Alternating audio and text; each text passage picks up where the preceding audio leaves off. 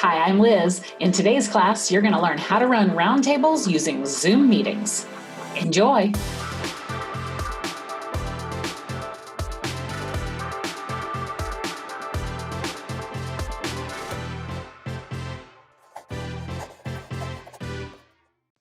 Hi, everybody, and welcome to Hot University. My name is Liz Lathan. I'm Nicole Ashibodu. And this is how to run roundtables in Zoom meetings. We are so excited to have you here with us. We have learned so much about moving our events to virtual over the past, few months, maybe. But I'd like to give you a little bit of background on who we are and what we do and how we're going to help you today. So my name is Liz, and I am CEO and co-founder of Haute Dokimazo. My background is in the event industry, from high tech to nonprofit. I was on the brand side of the house at Dell and IBM and National Instruments and a few others, and then made the leap over to Haute Dokimazo in 2018. Nicole and I started Haute Dokimazo in 2017, and in 2018 is the year that we left those corporate jobs behind and made this a thing. So Nicole, I'll let you introduce yourself, and then we'll tell everyone what's happened with HD and why we're here. Yes. So I'm Nicole, and I'm the president and co-founder of Haute Dokimazo. And the leap to HD was crazy. My background is on the biz dev side. I've been for some agencies and from the nonprofit industry. And so I just love the human connection piece and just really what is engagement and any topics that has to do with just bringing people together and making them feel comfortable to share things or just having fun and just bringing their guards down, which, as you facilitate these roundtable sessions will be super, super valuable because anybody can logistically do it, but to make it feel great and valuable at the same time is a skill that we're going to teach you today. It's so exciting. Haute Dokimazo is a spontaneous think tank, a way of meeting, sharing, and learning. And when we do our events, we bring people together in person with big sticky notes and hugs and family-style meals. We figure out what people want to talk about, the problems they've solved and can help someone else with, the problems they're currently trying to solve. And we create these roundtable think tank sessions spontaneously. We'll talk a little bit about how that happens. But in March of 2020, when we were no longer allowed to hug or do things in person, we had to figure out a way to pivot to virtual. So we took that event that was supposed to be right before South by Southwest this year, and we transformed it into a hybrid model, a few people on site, but most everyone on Zoom, learned to use Zoom breakout rooms, did all of our crowdsourcing, kind of again, hybrid model with people using chat and then using some sticky notes in person and then putting together the agenda, used Zoom breakout rooms, and that was the beginning. Since that week of, March 16th, I think, we have done probably 2 to 3 of these spontaneous think tanks a week. We've run roundtables, we've run advisory councils, we've done all sorts of virtual events, leveraging all of the tools that you're going to learn today in how to run roundtables in Zoom. Yes, and we've made all the mistakes for you already, so we'll show you all of those, or areas to watch out for. And I think to begin is really you need this interest level. It's not just going to be some things that you learn on a paper. It's a continual learning, and because there's a lot of elements. I think this is sometimes a little bit harder than in person. So we're going to break it down so you can feel really, really comfortable as you do this, because in person, people can look around the room and look at other things, or it doesn't seem, but when you're like, there's a weird pause, just look at the lights. And in Zoom, I just feel like all these eyeballs looking at me. So we'll make you feel super comfortable and how to fill in all those moments. So from the Haute Dokimazo side, we like to say that there are 4 levels of virtual event maturity. Level 1 is webcast, webinar. This is what everyone changed to really quickly in March. Take your content, put it on the web, talking head, PowerPoint, maybe make it a little bit engaging, but really the only engagement you get with your participants is through chat. Level 2 is virtual experiences. We're doing a lot of these for clients right now where we're taking people out on more of an adventure. We're putting together an adventure kit or an experience kit. Maybe it's your bourbon tasting, your wine tasting. We try to do things even way cooler than that. But it's something that gets people together around a shared purpose. However, there's very rarely conversation in these experiences. Some a little bit of coming off mute and doing something, but there's still just more one-way experiences. Level 3 is conversation. That's where Haute Dokimazo squarely plays. That's what you're going to be doing today with roundtable sessions. Conversation is where you're actually able to talk back and forth with people in these kind of Brady Bunch feel environments, but having real conversation. And then we believe where you should be going is level 4, which is a balanced portfolio across the board of all 3 of these. There is the right time and place for webcasts, the right time and place for hospitality events, and the right time and place for conversation, just like a real in-person event. Keynote, breakout, expo, networking. That's what we think your portfolio should look like. So today we want to help you with level 3, conversation. Yes. Okay, so I'm going to start screen share now, and I'm going to start on my exciting Welcome to the Age of Conversation slide. Ta-da! Welcome. Lovely. Conversation. So today, here's what we're going to take you through. I have a random and exciting what's it called, exclamation point at the end of my slide here to tell you how excited I am about this class. So it'll probably be about 40 to 50 minutes of this. We're going to take you through the types of roundtables, the dialogue formats that you can prepare for in the roundtable sessions, and then our 5-step process for running a roundtable. So your target format and target audience, your training of your facilitators, inviting your participants, running your event, and then of course, the saying thank you, getting feedback, and having a clear call to action. All right, sound good, Nicole? Perfect, let's do it. Fantastic. So let's start with our types of roundtables. We have been scouring the interwebs and we have been running these for clients and we have been running these for ourselves. And this is what we've come down to on the 4 types of roundtables. Type number 1, we call it pre-planned and prescribed. This is the roundtable session where you are going to pre-plan your topics and select your facilitators. Maybe they are subject matter experts from inside your company. Maybe they are hired outside facilitators. But whatever it is, you pick the topic or topics. You are marketing those topics out to your participants, and you know who the facilitators are, so you can market that as well. Yeah, and this is the safest as far as when for your company, for your executive, meaning they know what they're going to do, you know who's going to lead them, that kind of thing. But it also is the one with the most minimal level of the actual conversation chances are, unless you know for sure that these are definitely what the people want to talk about and they definitely want to hear from these facilitators. But most of the time when you run these roundtables, you'll find that's the one that, a little give on this side to get on this side. You'll also find that if you're hiring an outside agency to run roundtables for you, a lot of times they will bring your executive in to be that roundtable facilitator. They have determined what the topic is, or you've given them the topic you want your facilitator to discuss. That's how they're marketing to their audience to bring them into your roundtable discussion. So it's like Nicole said, it's kind of the lowest on the input side of the house. But if you have targeted content that you need to get out, it's a good option. You can also run this as a single 12-person roundtable experience for 90 minutes or 1 hour, or you can bring people in and have multiple breakout rooms and have them moving around the breakout rooms for the 1 hour or a little bit longer. But in any case, you have pre-planned topics and your facilitators. Level 2, or next one, option 2, pre-planned and crowdsourced in advance.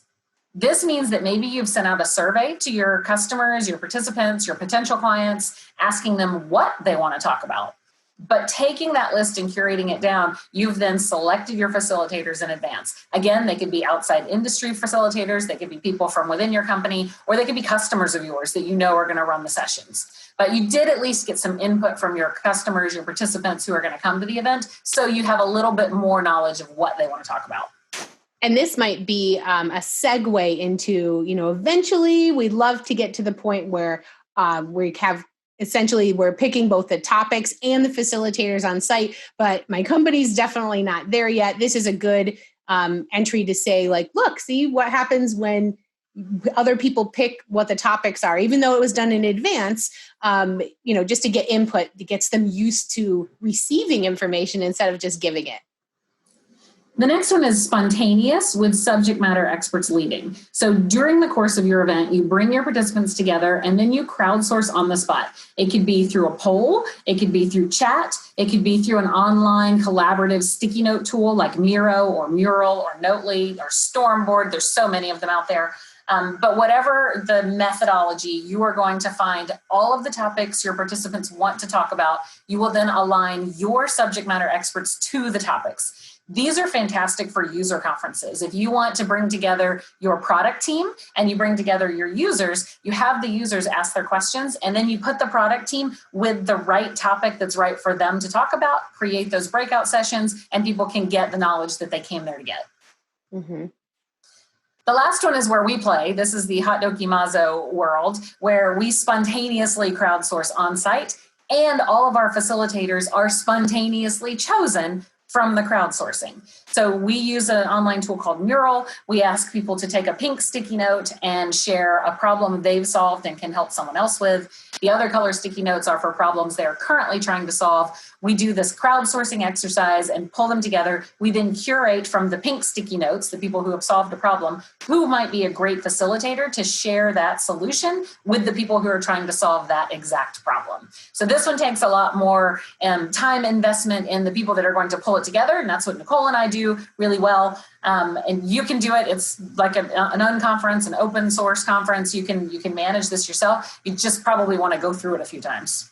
Yes, that is 100%. And that doesn't mean just you yourself go through it. You want to go through it with your team and practice and that kind of thing. And I would say if you're really looking, if you're execs or even just yourself, or you're thinking, oh, I just want to do something that's so different or way more fun, I wouldn't say that this is like the out there option. It just really is. If you're really good in the moment and like pulling things together on the spot and you can kind of control the room and you're really comfortable with Zoom, then this is the way to go. And it's so fun. And this one has the most, we call it ROH. And although we can't, maybe it's ROVH on this one because it's return on hugs, right? Because at the very end, people feel, wow, like I've never been able to give my feedback like this before. And, I feel like such a part of this brand. And now they have this crazy brand loyalty that you built in like 3 hours or less. And so though there's the most value when it comes to that kind of side to create those raving fans, it just takes a little bit more confidence on your side in practice, which will help you with too. So now roundtable buzzwords. You're seeing this all around the industry. It's a birds of a feather session. It's a round robin. It's a roundtable. It's a think tank. It's a boardroom session. What's the difference? The honest truth is there is no difference whatsoever. It is the way that you and your company chooses to take a word and then define it.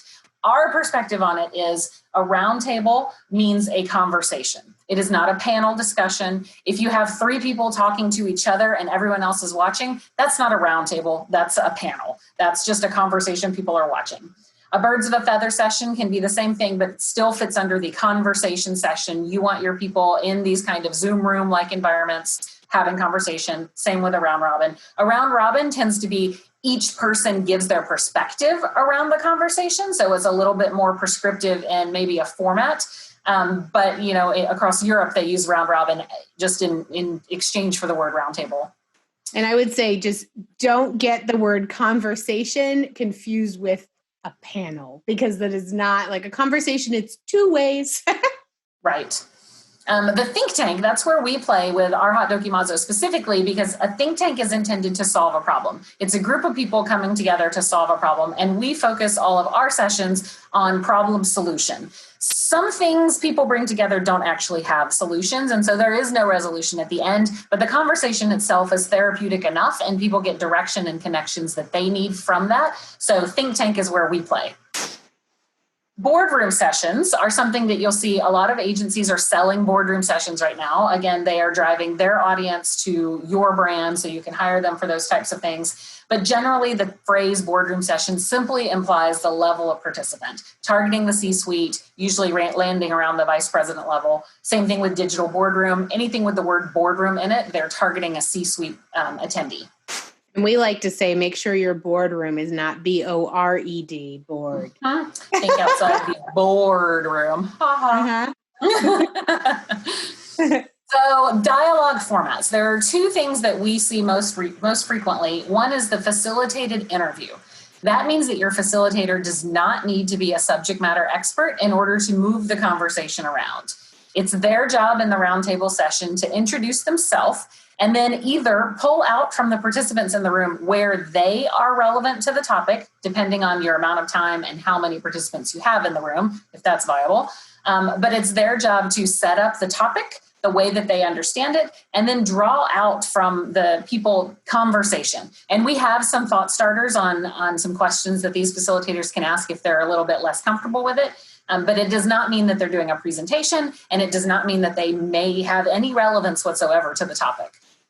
Yeah. And I would say that this might be you, field marketing manager or whatever. You might be like, I don't know anything about the actual company. That doesn't matter. You just have to be able to kind of read the virtual room have you, and just move the conversation around. So this is more about being a human than an expert of topic. Mm-hmm. But that takes you into expert-led. So in the expert-led, again, the word expert doesn't necessarily mean you must be a professor somewhere, but expert means this is your subject matter expert. If it's simply doing it our way, which is problem solution, it's someone who has solved a problem. They have some sort of expertise in something that they intend to share. They're going to share for a small percentage, 15% of the conversation time max, and then they're going to draw out conversation from others. It could be your subject matter expert, and the subject matter expert may have more to share, more to teach in the beginning, but it is imperative that they are trained to be facilitators of conversation beyond the expertise they are sharing. And I would say this is the biggest way to really quickly, if they're not actual experts, people see through that in 0.2 seconds. And so really make sure that they're not only experts, but they feel like the way that they speak about it is also conveyed in really clear communication, and that they're confident. But it is perfectly acceptable, and they should all be trained during the facilitator training, that it is okay to say, that's a good question. I don't have the answer for that right now. Does anyone else here know the answer? Otherwise, I will go find out and I will report back to you. Yes. Follow up after the session. Yes. All right. So now we're into our 5-step framework for running a roundtable. This is it makes everything look really, really simple. So I like to put this up because then you're like, oh, 5 steps. I can do that. No big deal. Look at that big green arrow. Done. BD. Done. Well, we're going to go through each of these, and there is a little bit to unpack in each one. So let's start with selecting your format, your target audience, and your topics. We already talked through the 4 formats. So pre-planned and prescribed, pre-planned and crowdsourced in advance, spontaneous with a subject matter expert leading, or spontaneous and participant driven. The next is focusing the conversation by selecting your target audience. And I would call this out as the difference between running an event for marketers versus running an event for digital campaign managers. If you have a single topic and you're bringing people together for one 90-minute session, they will filter themselves out. They will know if they're relevant, and they're going to come to your event because the topic is interesting to them. However, if you are doing a spontaneously crowdsourced one, you want to narrow your field in order to be able to narrow down the selections of breakout sessions. Marketing is an incredibly broad topic. Digital campaign management might be an easier topic to get a very specific, very well conversed breakout session. And I would say that also depends on where you're at in the kind of buyer's journey or in the biz dev process. If you're using a spontaneous think tank, for example, for lead gen or for prospecting, those might be much more broad conversations because you don't really know what they want, but you know that they're interested in you for some reason. So it's not like you're going to be talking about, a wrench and a bowl of fruit. Those are completely separate and completely off topic, but which tool they're talking about, who knows? That's exactly right.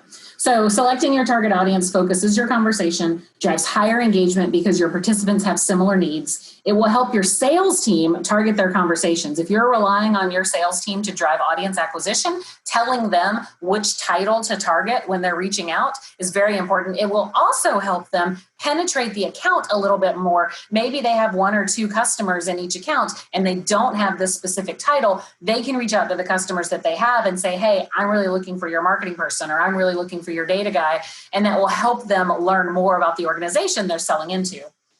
And I would say going into the next one is there's 2 things here that will make this successful when you're talking about sales specifically. One is you're going to need to supply them with the verbiage, right? How do they explain this to their customers after you tell them, identifying the hot leads is the next point, but after you tell them, why is this valuable for them? And also, why should you want to do it? Now, what do you say to go and capture these people? And then they'll get really excited and you'll have great attendance.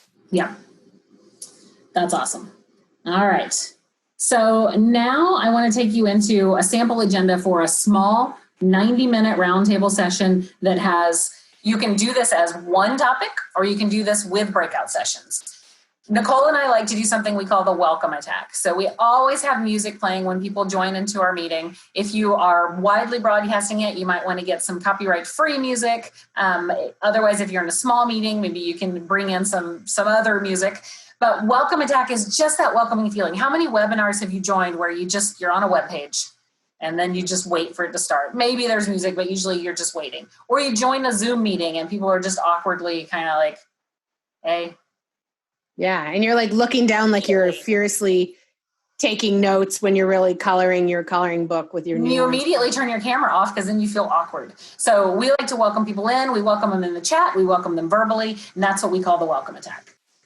Next, you're going to have your executive or whoever's leading your conversation do an executive welcome, explain why people are here, what we're here to talk about, what we're going to cover, introduce the topics and facilitators if those have been selected in advance. And for this 90-minute one, they will have had to be because you don't have time to crowdsource. So bring people in, introduce the topics, introduce the facilitators.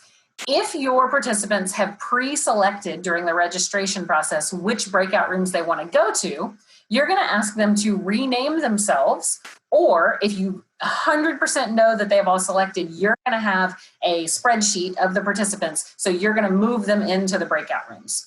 You want to take this time during the executive welcome and introduction to get people moved into breakout rooms for your ability to open them on time. We're going to take you through how that works shortly, but I just want to kind of cue that up, that you can't do the executive welcome, the introduction of topics and facilitators, and a quick little Zoom training so people know what's going to happen while you are building the breakout rooms and putting people in them. You have to have another person helping you. Mm-hmm. So then once you get them into their magical little breakout rooms, your roundtable sessions begin. You're going to have your facilitators in each of the sessions, and we'll talk through facilitator training shortly. Roundtable ends. We like to bring everyone back at the very end for what we call the retrospective. We ask people, you can always send out a survey afterwards. We highly recommend that you do, but you're going to get minimal response from it. So what we like to do is capture that feedback on site while people are there. We ask them something that they loved about the experience, maybe to share something they learned, and we ask them something that we should change for the next time we run it. Every single time we do this, we get floods of positive energy, positive responses, and at least one really, really good nugget of something we need to adjust for next time, and it's hugely valuable. Yeah, and I would say here that if you end your event with the people it ends while they're in the sessions, it really feels like open-ended, like you've left them without closure almost. And now what's your call to action? Like, isn't that the point of any kind of engagement or event or anything is, well, now what do you want them to do? Or any kind of, and the feedback. And let me tell you what, those live retrospectives, executives love that because now they know immediately if this worked and if it didn't, and they're also getting energetic feedback. So it's not just reading information on a screen where they're like, oh, that's interesting. But to hear the way that somebody was like, wow, I can't even tell you, and not to be, they can't even find the words will blow them away and they'll want to do more of these. We love that feeling. Mm-hmm. So the next one, this is how we run a spontaneously crowdsourced event. This is one of our sample 3-hour agendas. We always do the welcome attack. We do the executive welcome with a little Zoom training, which you guys are going to experience shortly, and crowdsourcing. So I mentioned before that we use Mural, but we bring everybody together into this one Mural link, which is simply browser-based. We do our crowdsourcing. We then need what we call a distraction. We need the time to go off and curate that content, identify the facilitators, contact the facilitators and make sure they're good to run a session. So we put a plenary session or featured content. Maybe it's this panel discussion. Remember how I mentioned that there are different elements of virtual event maturity? This is the great time to put in your kind of one-way-ish content. It is vital that you make it a little bit interactive though. If you turn this 45 minutes or whatever into simply 100% one-way content with no polls or anything, you're going to lose all of the momentum you just had from crowdsourcing. And those people will disappear and it dies. And it's almost, disheartening because people were like, wait, this was really cool. We had this energy, and then it was like, want, want. And so, getting them thinking that something else is going to happen and then delivering information the same way that you normally do is not useful. And the other part is, if you don't have a full team to help you do all of these things, and when I say full team, I'm talking 3 people, 4 people, just to manage different parts. This is if you could only have somebody help you for a little bit of time, it's during that 45-minute session when you are putting it together on the agenda and the backside. Not because you really need a logistical help, which you do to notify the facilitators, but even just to bounce ideas off of each other. Liz and I are, I see a trend on this, and I'm like, yeah, but what about over here? And so we kind of riff off each other, and that's helpful to build something together for different perspectives. Yep. So once we do that content, we then bring people together. We've now identified the facilitators. We private chat them, make sure that they're up for facilitating, give them a quick little, here's what you're going to do thing. And then we post the agenda, just put a PowerPoint slide up and show people what's going to happen. We then ask our participants to rename themselves. In Zoom, they simply rename themselves, the number of the room they want to go into, dash their name. And you're going to see how this works shortly, but this is how we are able to identify the people in the sessions and move them into their breakout rooms quickly and seamlessly. We've gotten so good at it that we can now put about 150 people into their breakout rooms in approximately 6 minutes. So getting them all distributed, very nice. Sometimes, let's see, I just did one with 50 people that I got done in about 90 seconds. So if as long as people can follow the instructions, and you'll get really good at it, it's not hard at all. Yeah, you too can become a master. And I would say when, as Liz was talking, I'm thinking, okay, well, do you have a question about, well, what do you tell these people? I think the biggest thing to remind them is that all throughout, from the very beginning, when you go off and they go into the 45 minutes during the distraction, and then especially when you bring them back, and when you send the facilitator messages, just remind them, you do not have to have anything pre-planned for this. This is not a presentation. You do not need to share the screen or have anything. You are there to make sure that everybody can have a turn to speak, and kind of set the tone and keep them on topic or make a group decision. So that is, reminders when you send them that message is key, because some people are like, I don't know what to do. And they get really nervous, like you have an expectation or a format that they need to follow, and that's not the case. Very free-flowing, very conversation-based. So we like to run 2 30-minute sessions when we do these virtually in a 3-hour time span. So we'll do one, we'll bring everybody back together, we'll have them rename themselves again for the next room, send them off to the next room, always bring them back for that group retrospective and what we call reception, depending on the time of day. And as Nicole said, always end with your call to action, whether it's join my community or look for my email with all of the follow-up. Or even we're going to be putting together an ebook of the notes we took. Perhaps you hired a graphic designer, illustrator, note taker person, and you want to send that out. But just make sure you follow up with something. Mm-hmm. Okay, the next one is how you can incorporate these roundtables into a larger event or conference. So this one happens to have the spontaneous piece to it, but it is just a simple 2-day event taking place in Zoom meetings with your welcome attack, your executive welcome, your crowdsourcing. We have this keynote content sprinkled throughout. We also have a few sessions that'll be breakouts of case studies. So these are pre-planned roundtable-like sessions with customers that are going to come in and lead conversations around how they've solved the problem and answer questions. But it's just a sample agenda of how you can put this together. Kind of proof that you don't need a $80,000 virtual event platform in order to put together something meaningful and impactful. You do want to keep the numbers low for this. So I would say under 300 people to execute this appropriately. But we're now starting to see virtual event tools that can scale well beyond that small number and still have this feeling, this level of engagement. Yeah. And a cool idea of maybe if you do have a 2-day one is get some feedback. Like you have the group retrospective at this, where it says 2:45. So now you have the pulse. What did people like? What should you change for tomorrow? And maybe make a quick, either send out an email, have an exec, you do it yourself. Who knows? I love video messages, but it could be just simple in an email saying that we heard the feedback and this is how we'll be adjusting tomorrow if there's any of that, or good to know everybody's loving this, how exciting tomorrow is going to be even better. So for you to make sure that whenever you're on or you have their attention, that your energy is high, positive, and you're listening. Absolutely. And that goes right into the high positive energy you need out of your facilitators. The number one thing that you need to remind them, if they are from your company, is that they are no longer presenters. They are now on-air talent. They need to be lit appropriately. They need to have decent sound. They need to have as few distractions as possible behind them. They can use a green screen, or they can just use the virtual background that's in whatever tool that they're using, or they can just be in the living room with a nice enough space behind them and as few children and dogs running around as humanly possible. Although the wonderful thing about the time we're living in is that everyone is used to having children and dogs running around. Just encourage the facilitators, if they can, to find a room with a door and go in it. Yeah, I would say that people have about a threshold for 2 dogs running in a room twice. So right after that, it's like, shut your door. So, I do that. So the training your facilitators, whether they're outside speakers or customers, product folks from your company or executives from your company, you absolutely positively need to get them on before your event happens. Run them through the Zoom training that you guys are about to go through here. Make sure that they are familiar. I know that they've been on 900,000 Zoom events in the last 13 weeks, but they've never been on one like what you're going to put them through. So they need to understand it. I find that executives sometimes believe that they're fine. They don't need this training. They've been on enough Zoom meetings. So I like to mask my training as a sound check.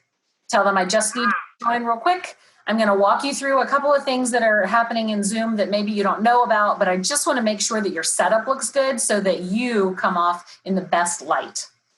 And I would say that there's prepping them for this not just being another anything, what you've been doing before, just from the very beginning, when you pitch the idea before they even agree to do it, just say, okay, this is completely new, or we're approaching this completely different. And so now by the time we get to this facilitator expert training or executive training, they know, because you've told them 14,000 times, that this is supposed to be, even if they don't believe it yet, it's supposed to feel different. And I guarantee you, if you can get them to stay for the retrospective, they will then, never again will they think about this as anything else. They'll think of everything else together as one group, except for that one thing that we do where we have conversations and it's really fun. Maybe they don't even know what it's called.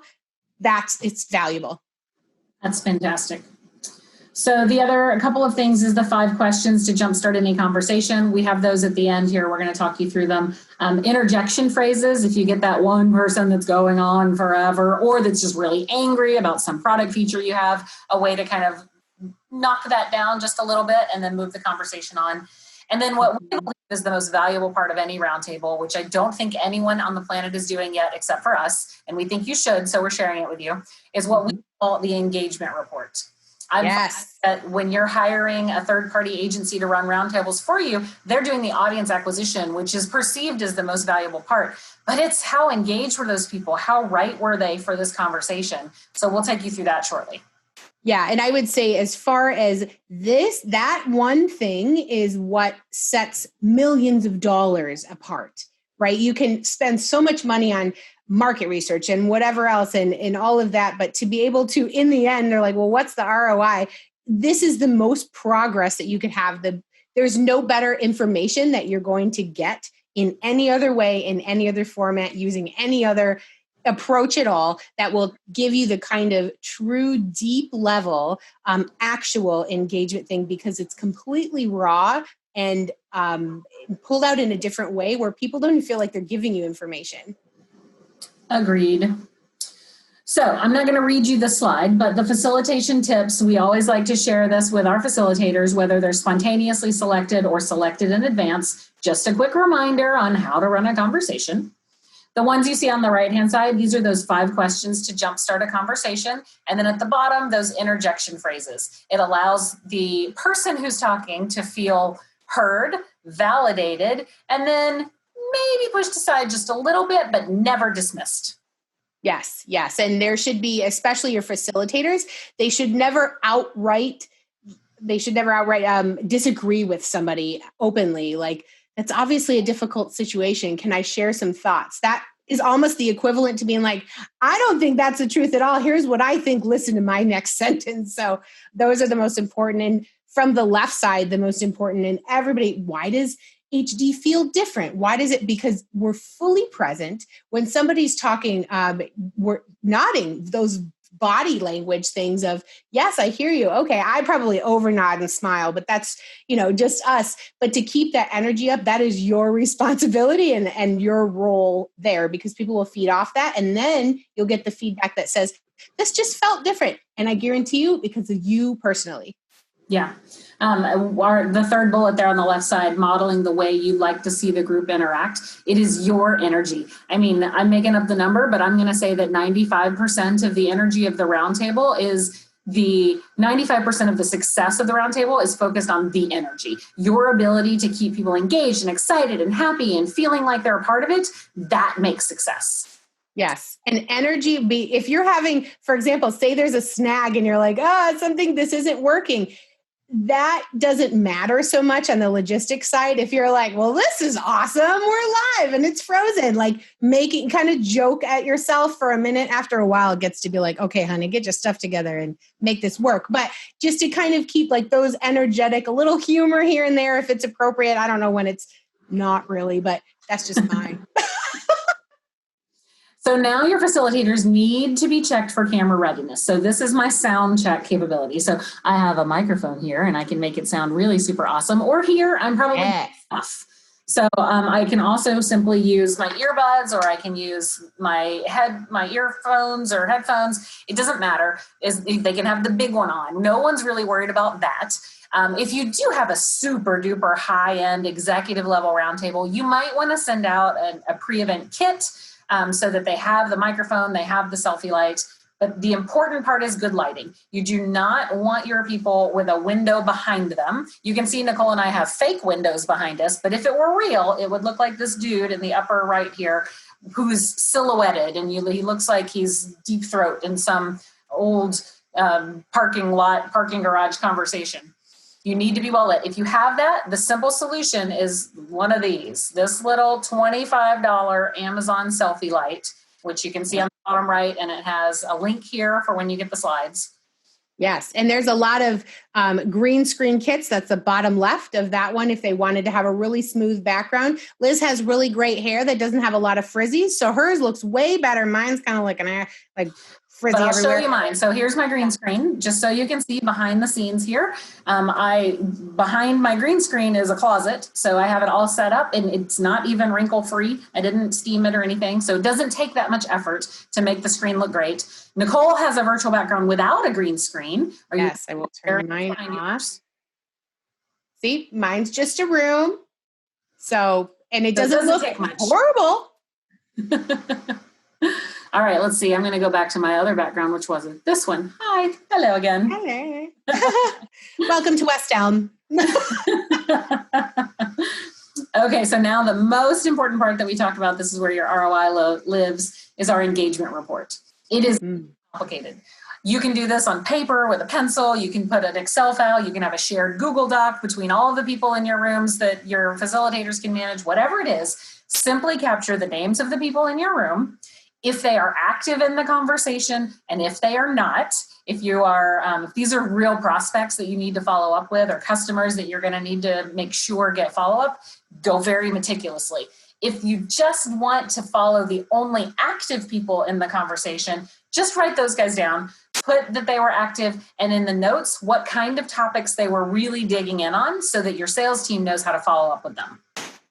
Yeah, and I would say this is a point where some people might join, and maybe you mentioned it in the way beginning and early on, I'd love to see your faces, everybody turn your camera. If you don't ask them at the beginning of the session, maybe that's a facilitator point that you want to mention is, hey, you know what? We're in the small room. We're about to have a great conversation. It would make me feel so awesome if I could see your face, so I could, that kind of thing, because the amount of the things that you're tracking might not be how many times somebody speaks. If you see somebody like having these realization faces or smiling, and to me, that is an engaged person, because they might just be taking crazy amount of notes, and you can tell by their body language that they're totally into it. I would definitely write that down, because sales is going to want to know that they were in intake mode. So now it would be a great suggestion, if I was a salesperson, to give them more information and say, I heard you were you were loving this session. And you don't need to say, I heard you shook your head 14 times. It's not that. It's just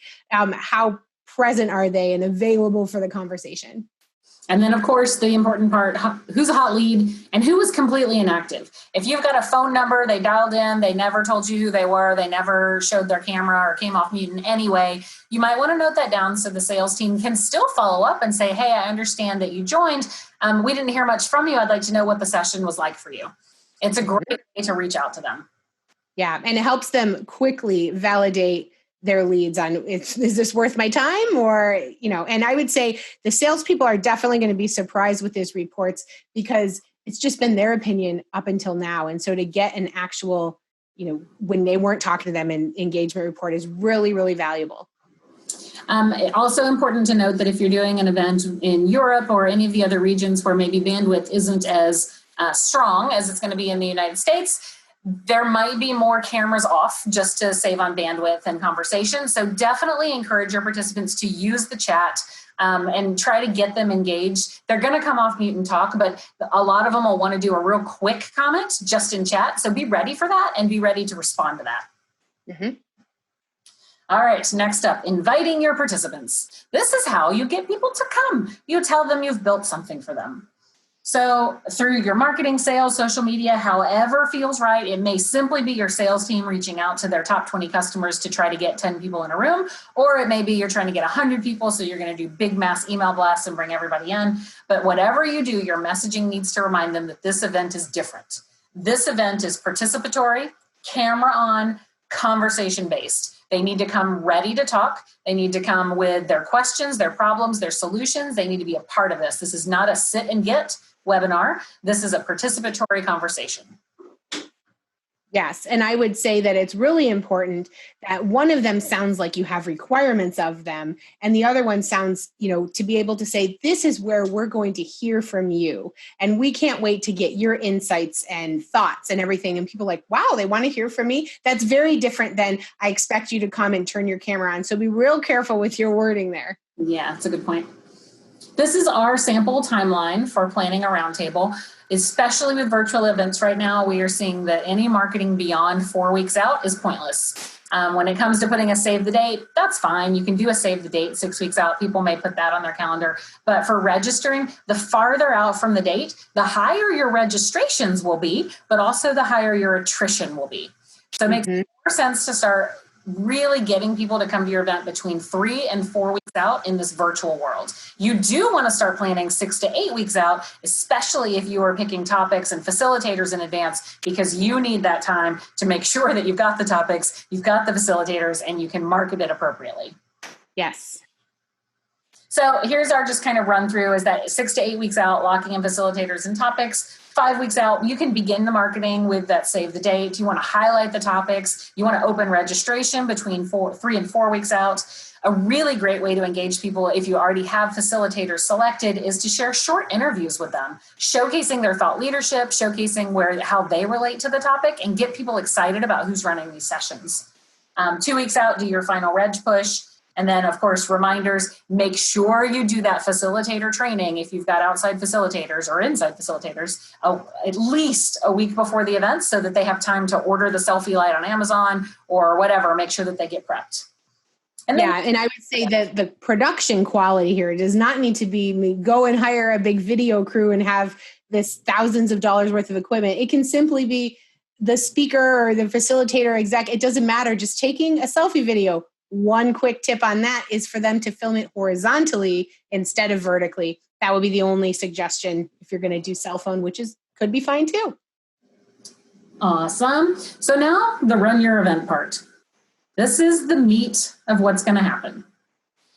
For us, I mentioned we like to have music when people join. So if you will be using Zoom if you're taking the Zoom class. So these are specific to Zoom. There are other tools and features in Microsoft Teams and in WebEx meetings and some of the other ones, but specifically all of these tips and tricks will be Zoom related.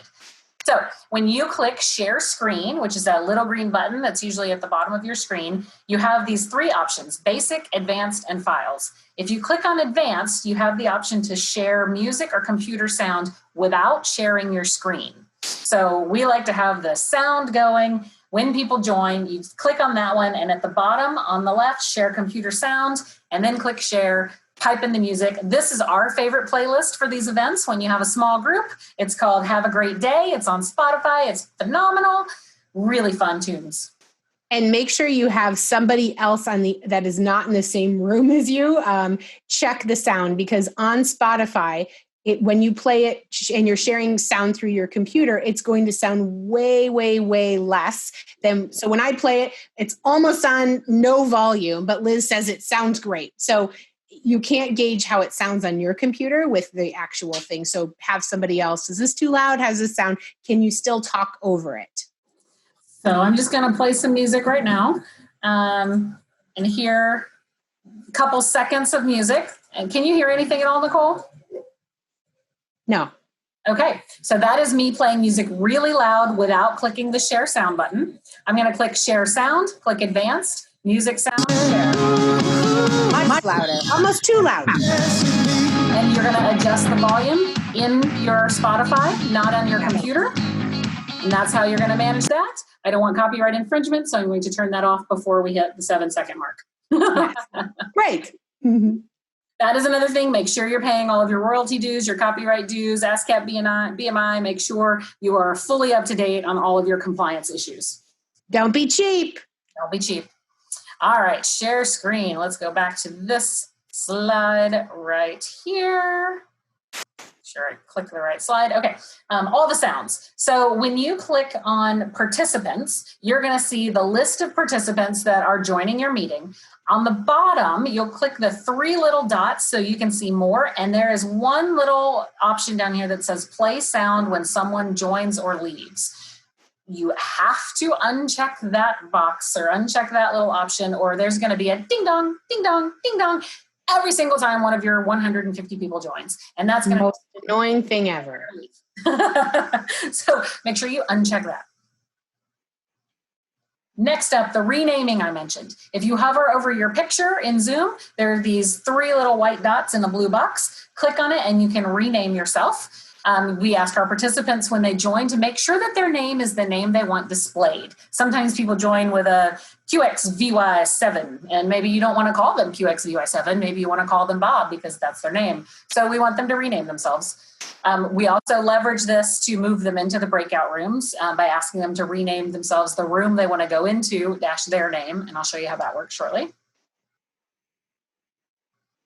Nonverbal feedback and engagement options in Zoom. Again, this is conversation, so we want to make sure people are engaged. And there are some instances where you have a lot of people and you just want to make sure that they're engaging a little bit, but maybe they don't all need to come off mute. Polling is the first one, the most easy one. You have to preload your polls in Zoom and they can pop up. Polling can only be used in the main session. It is not available in the breakout sessions once you've created breakout rooms. So this is a great first engagement option. Bring them in, ask them a question, get them used to the fact that you're going to be asking them to do things for the whole roundtable. The next one is whiteboarding. So you can share your screen and pull up a whiteboard. This is really fun to play Pictionary with, or if you have something that you want to sketch out, you can get people engaged by playing Pictionary. One of the things we love to do is get your whole group, break them into 2 breakout rooms, have them come up with a team name. They then come back together and you have your first artist. You have them put up the whiteboard and you private message them the word, and then their team has to guess the word. So it's just kind of a fun back and forth, get people involved a little bit. 30 seconds in the room to pick the name, by the way, not long. Super quick. Do not give them any more than a minute. Annotating. So I will show you how to annotate shortly, but annotating is the way that I like to do polls in the breakout rooms since you can't pop up a poll. Now, the one thing to note, it is not data accurate. When people annotate, they can click on the screen, like they can vote with a heart or an emoji of some kind, and they can vote more than once. So it's really good for more sentiment or directionally accurate feelings about something and not necessarily voting, but it is a great way to vote. You can actually make a PowerPoint slide if you have 6 people in a room and it's a grid with their names on it and they have to vote on certain things so you know what they're voting on. There's great ways to get people engaged without having to use polls. The next one is reacting. So in Zoom, there's a little reaction button. I'll show you in just a second. That's either a thumbs up or a little applause. Not many people use it a ton, but it's great when you've got everyone on that Brady Bunch view and you just need to see a real quick answer. My favorite way to do that is actually to have people put a thumbs up on their camera in the screen so you can see that they are thumbs upping you. Or jazz hands. Just communicating with icons. I'm going to show you that in a second. Chatting, of course, there's always the chat window for people to chat each other. And then my favorite thing to do on a roundtable is talk. Actually talk. Yep. So here's your whiteboard. You simply click share. It is there. It's already embedded in Zoom. You just click whiteboard and you can draw. Here is annotating. So maybe I want to get people engaged. I really wish I was able to travel right now. I'd love to be in Copenhagen. If you want to come with me to Copenhagen, I would like for you to vote on where you want to take your selfie. So what I would ask you to do is click on the top of your screen, click on annotate. Your annotate button might be hidden underneath your more button. So you might have to click more and then annotate. Once you click that little pencil icon, this new toolbar is going to pop up. And if you click on stamp, you have some little emoji options. You can pick the heart or the star, and then you have people start clicking. And when you do this, and I always do this during my Zoom trainings, I get my facilitators and my participants to vote, so they're actively touching on the screen. Some people are going to pick the pencil, and they're going to circle something big, and all those things are going to happen. And then you, as the host of the meeting, or any of your co-hosts, can clear all the drawings. If somebody goes rogue and draws something they shouldn't or writes something they shouldn't, you can clear the drawing. Usually happens. There's always one. All right, my mouse is going wonky here. Okay, so from there we go here. This one shows you the reactions. This is the little applause or the thumbs up. And this is what it looks like on the top left of the screen. It just pops up on top of that person's picture. These are the nonverbal feedback, the little icons. If you click on participants, these exist for you below the list of participants. So you can have people vote. This is another one to use in breakout rooms. If you want your people to vote yes or no on something, ask your yes or no question and have them pick the nonverbal feedback. Chatting, of course. Always make sure you know if you're chatting to everyone or if you're chatting to one person. So please make sure you check that little to button before you do anything.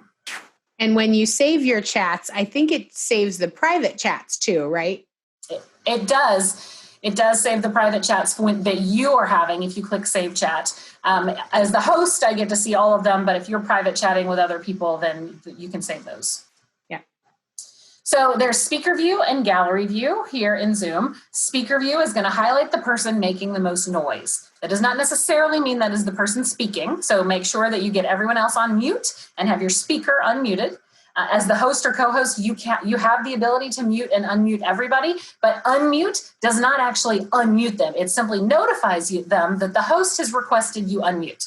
Due to Zoom security features, they don't let you unmute and listen to people without the people saying, yes, I can unmute. Yes. Gallery view, what we call the Brady Bunch view. So this is the one where you're going to see everyone all at once. I believe Zoom has up to 50 people per screen if you turn that option on now. One thing to note, if you are running a roundtable with everyone in a room together and you have one person speaking, it is awesome to have what I call a technical director in that room with you, spotlighting the video of someone so that they automatically pop up in speaker view for everyone who's watching.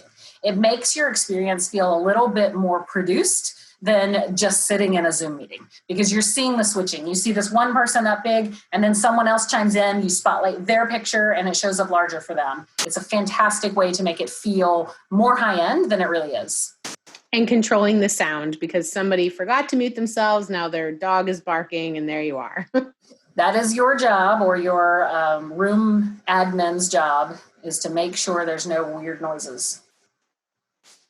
So this is my renaming slide. Again, these are slides that I'll take people through at the very beginning of a roundtable, just so they are familiar with what's going to happen in Zoom. I don't show them what you guys are about to see, which is the how to make breakout rooms, but the pieces of this to get people familiar with how to rename themselves, how what's relevant to them and the different ways to converse. So I'm not going to take them through all the stuff you just saw, but maybe I want to highlight some other features of we're going to be using reactions, or we're going to be using annotations. And so I will do that annotation exercise with them. Breakout rooms. Okay, for you as a Zoom administrator, there are hosts and there are co-hosts and there are participants. If you own the Zoom meeting, you are the host. You can transfer your host powers to anyone else and make them the host, but you lose them when you transfer them. So if you're recording, the recording will stay on, but it means that you can no longer create breakout rooms or move people around. You are a nothing.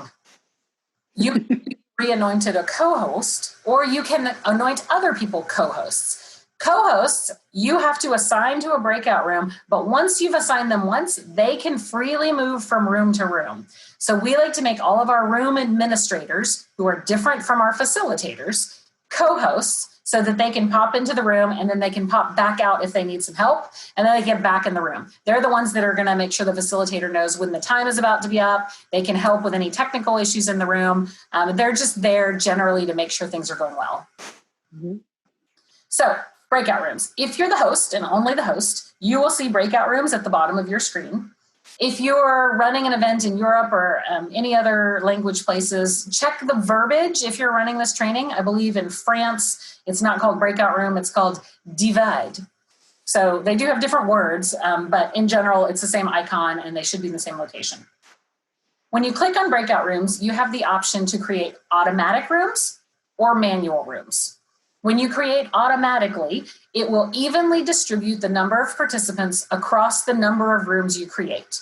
So if you have 10 participants and you create 2 rooms, it will evenly and randomly distribute 5 in one room and 5 in the other room. This is great if you're doing like a chat roulette, or if you're doing something where it doesn't matter what breakout room they go to because they're all going to hear the same thing. You were just trying to divide them up into smaller groups.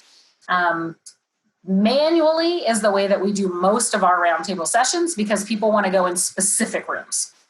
When you click on manual, you can click however many, up to 20 in the regular Zoom version. I have whatever Zoom version is one level up from free.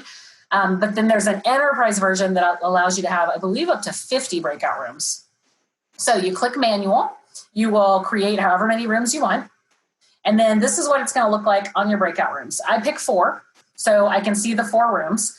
The little button that says assign, that when you click that button, you're going to see all of your participants in alphabetical order by first name. This is why when we ask people to change their name with the number they want to go to first, it's going to group everyone that wants to go in room 1 first and everyone who wants to go in room 2. So all you have to do is click their little box by their name and put all of your room 1 people into a room, click all the room 2 people and move them into a room. And it needs to be the numeric number, not ONE, the number 1. And you're going to have someone who absolutely refuses to pay attention to your instructions, and they're going to put the number at the end of their name. Or you have the people that like to put a hashtag and then the number. So allow yourself just a little bit of time to go find those annoying people that refuse to listen to what you said to do. You can hover over the breakout rooms and click on rename, and you can change the name of the room. So I like to name the room the number of the room, so 1 dash the room name, so that when people get invited to the room, they know where they're being invited to. If they got accidentally invited to the wrong room, then they pop out and go, oh, you put me in room 1, I need to go in the room that's talking about conversation. I'm easily able to tell them what room that is and put them in it. Now, the options button is very, very important before you open your rooms. You have the option to allow the participants to leave their breakout room and come back to the main session, or to turn that off and force them to sit in that room the entire time until you close the rooms. You can also set the breakout rooms to close at a certain amount of time, 10 minutes, 30 minutes, an hour. If you have accidentally clicked this button and your room needs to go on longer, never fear. Zoom will send you a little pop-up that says, hey, your room's about to close. Do you really want it to close? And then you can go, holy crap, no. And you push that button and it'll stay open a little longer until you close the rooms. Not that I've ever done that or anything. And then the countdown is very, very important. So you want to set the countdown timer. You have 10-second intervals. So you can do 10 seconds, 30 seconds, it's all in between.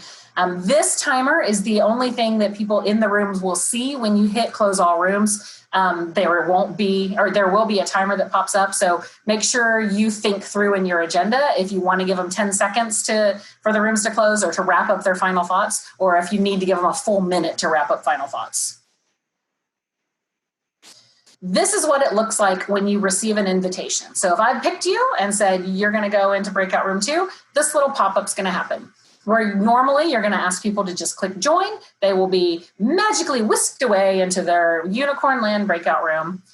If you need to put a group of people in a breakout room and have another group still in the main session, but move them into a breakout room later, you might want the people in the main session to hit the word later.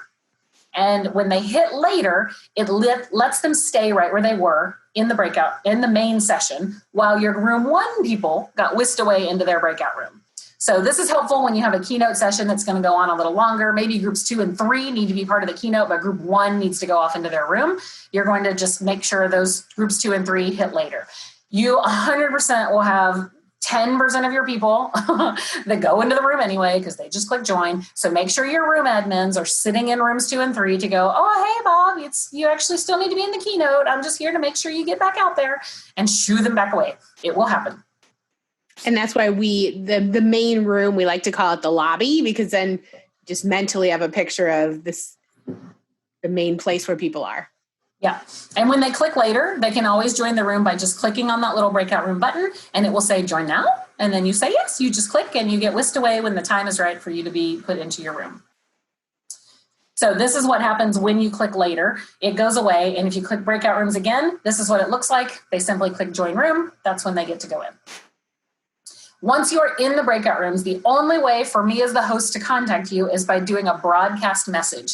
The broadcast message is ridiculously subtle, and if you are a facilitator, you will probably not even see that it happened whatsoever. It's this little blue line that comes across the screen, and you're not even going to notice it, which is why we have our room admins in there to say, hey, 5 minutes, just come back off mute and make sure the facilitator knows what their timing looks like. But a broadcast message is important to make sure the participants are also aware that the time is coming up. Mm-hmm. A couple little handy Zoom tips. You can use your space bar like a walkie-talkie if you are muted. If you click mute on Zoom, but hold down the space bar, it will unmute you so that you can talk. And then when you release the space bar, you will then be remuted. Very handy if you're in a place with a lot of background noise. Mm-hmm. You're sharing a video with someone else in your group, you need to make sure you set share computer audio. It's a little button you click when you're sharing the video. Like I showed you earlier with the sound, do that so that your participants can see and hear the sound. Otherwise, they're just going to see the video. Zoom has also added a new enhancement called optimize clip for internet or optimize for broadcast or something. So you want to click on that to make sure the video is not going to be skippy and all weird. And that ups your production level, seeming quality is to share the sound. And finally, screen sharing, make sure you share the application. Don't share your whole screen to avoid embarrassing pop-ups. Just imagine what those are. All right, my final one in the 5-step framework is say thanks, get feedback, and close with your call to action. It is extremely important that you genuinely thank the people for giving you their time. There is so much happening in the world today. For them to give you 90 minutes, 3 hours, or heck, even 20 minutes, like we appreciate right now that you've spent an hour with us here. We really, really thank you, and we want you to thank your participants. We also like to ask them to share one thing they've loved or one thing they've learned in the session. They can just drop it in chat, or if someone feels very strongly about it, they can come off mute and you can highlight them, spotlight their picture, and have them tell the crowd something amazing that happened. And then asking them to share one thing that you should change. This is where the chat's important. A lot of people don't like to come off mute and actually say it, but they will drop it in the chat. So pay attention to that chat and make sure you save the chat and then use that feedback. Yeah, and one thing is you might want to plant to kind of spark people where, asking them to share, because at first be like, so who wants to share? Nobody's going to be like, I do, generally. People aren't. But so if you want to say, hey, if we're going 3-4 seconds and it's getting a little, awkward, nobody's saying anything, could you just, share one thing? Maybe it's a customer that you're really comfortable with, somebody internal, anything like that. And then finally, the call to action, which is just drop something in the chat and tell everyone that you've dropped it in there. Maybe it's to join your community. Maybe it's to purchase something. Maybe it's just to watch their email and check their junk mail for your follow-up conversation, your follow-up email. As long as you're just closing with something, a thank you for joining us today. Thank you for your feedback. Look for this next. People feel closure. And I think that is our class. Yay! It was great. I think the biggest thing is practice, practice, practice, and go back, pause this video, rewind, record a thing, take screenshots, whatever you need to do. But it really is, I guarantee you, just when you feel ready, just the littlest 1 second of virtual world feels like 5 minutes of real live world. So, even just watch your face when something goes wrong, be like, no problem, this is normal, because that's all people have to look at. This is normal. To Nicole's earlier point about having, sometimes these online events take more people than they would have taken in person. So when we have a session that we know is going to have 5 breakout rooms, we want to host and be here in the lobby, as she said, and then we want our room administrators to be ready to move into the rooms, keep the time, keep people engaged. If you have a session where maybe it's not a roundtable, but it's an advisory council or some sort of training event where you've got a bunch of people in breakout rooms and you're moving the speakers from room to room, that's a really great way to use breakouts. You want that room admin in there, because when you move the speaker, you know how when you're in person and you can't get the guy to stop talking and he just goes on forever and you're like, dude, it's time for the next session. Well, that doesn't happen in Zoom, because when you move them, they just go boop, and they disappear completely, which if they're mid-sentence can be a little awkward. So having your room admin to go, well, there goes Bob. We're ready for our next speaker coming up soon. And then the next speaker will magically appear once you as the host have now moved the next speaker in. So those room admins, they don't have to be super duper high end. They don't have to be the facilitators, but you do need someone who's calm, who can manage the breakout rooms, and who is personable, customer service kind of hospitality feel, which is the world we live in. We're hospitality, right? So that's what we want to staff our spaces with.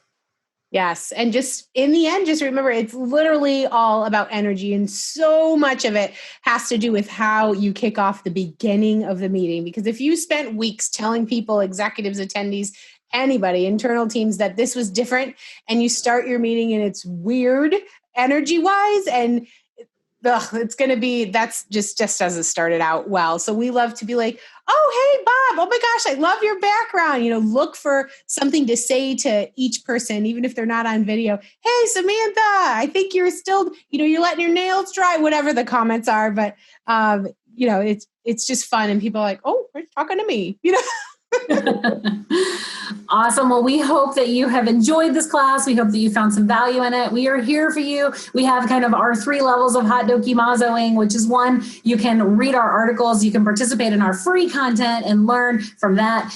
You can hire us or learn from us by paying, which is coming into classes like this, or having us do one for you where we teach you how to do it so that you can go do them afterwards. And then the 3rd level is turnkey, which is where we are here to support you. You just don't want to mess with that, and you want someone who knows what they're doing to come in and do it. We are here for you there. So we hope that this has fulfilled a need for you. We hope that you can go off and run things on your own. If you do have too many and you need some support, give us a shout. We're here for you. Yes. And when all else fails, hire us. We're hot. Have a great day. Bye. See you.